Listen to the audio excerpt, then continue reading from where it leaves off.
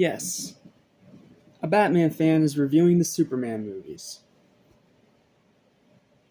Deal with it.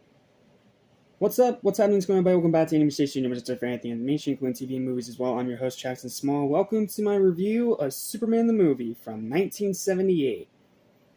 Yeah, it came out a few years before Batman 89, so you could consider this one of the first big superhero movies. And back then, it was definitely a huge risk. Because you have to remember, before the days of the MCU and all that, comic book movies were not taken seriously and were treated as jokes by modern society, by most society of the time period. So doing a movie like this was a big, big risk. But thankfully, in this case, it paid off, and this movie was a pretty big hit when it came out. But, is it good? Yes, it is. Is it good by today's standards? Yes, it is. Am I a little bit biased because I prefer Batman 89? Also, yes. Because that's what I grew up with. I didn't watch any of this Superman stuff until I was much older. So, the Batman stuff has more nostalgia, whereas the Superman stuff, it's more of an interesting first analysis. Now, I've technically already reviewed this movie on Cynical Stain 77, but no one watched it.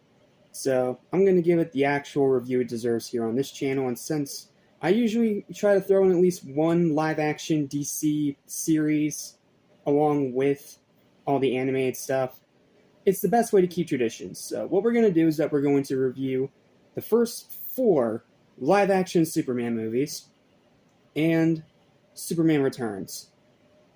So, what you're getting today is the first 3, and then tomorrow you'll get 4, and then the day after that will be Returns. So, without further ado or delay, let's start with this first one.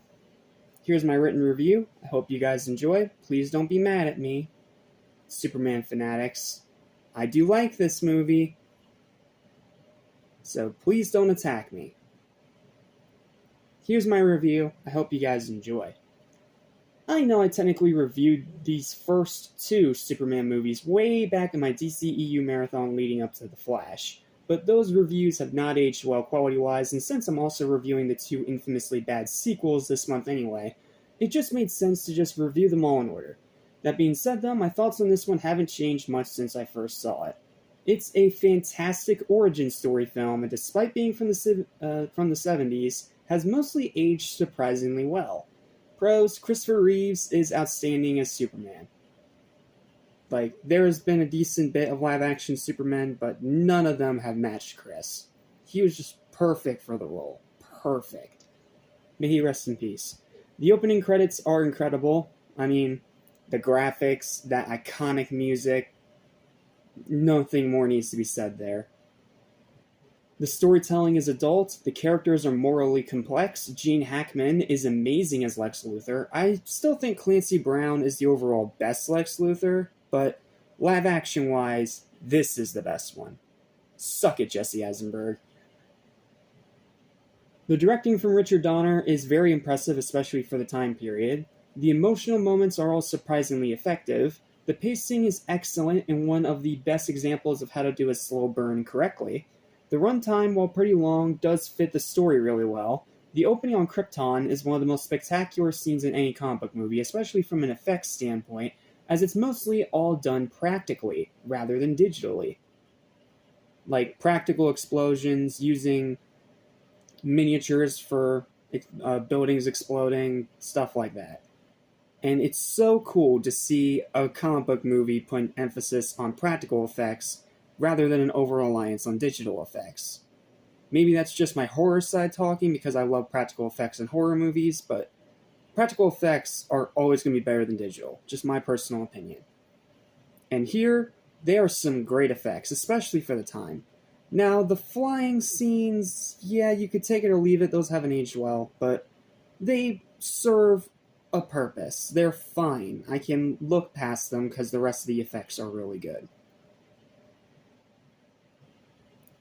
Where was I? I lost my place. The music is legendary. I mean, I don't even need to talk about the soundtrack. It's legendary. You all know it's legendary. The theme song's legendary.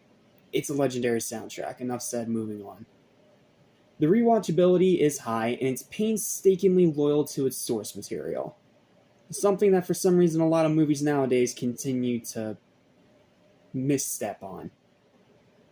Cons, there are still some problems with this movie that I do need to discuss, so Superman fans, please put down your pitchforks and allow me to critique fairly.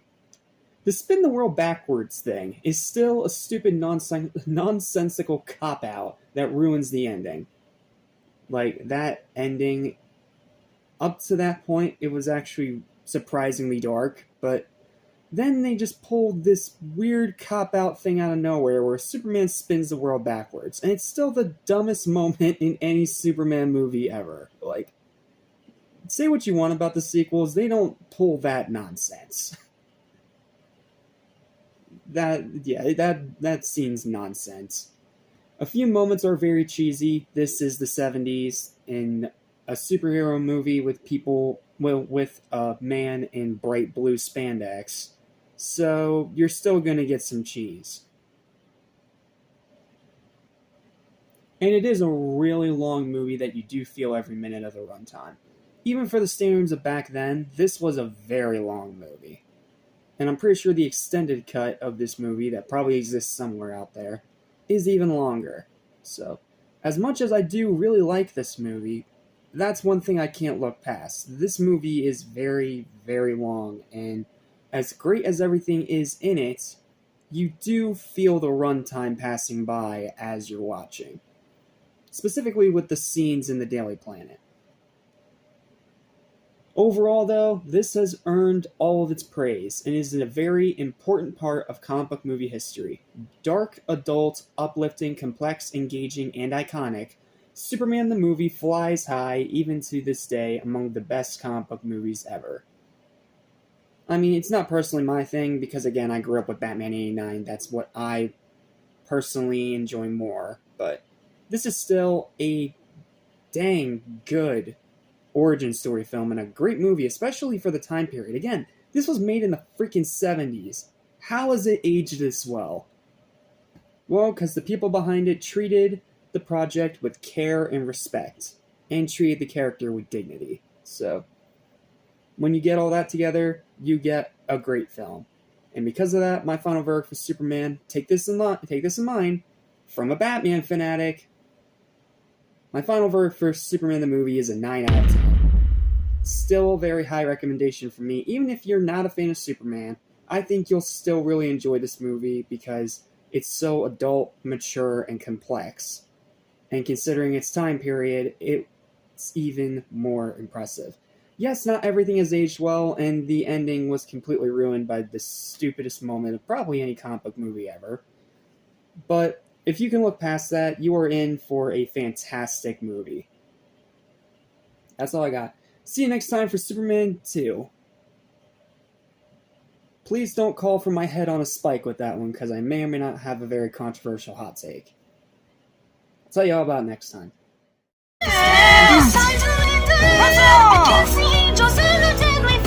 We cannot take it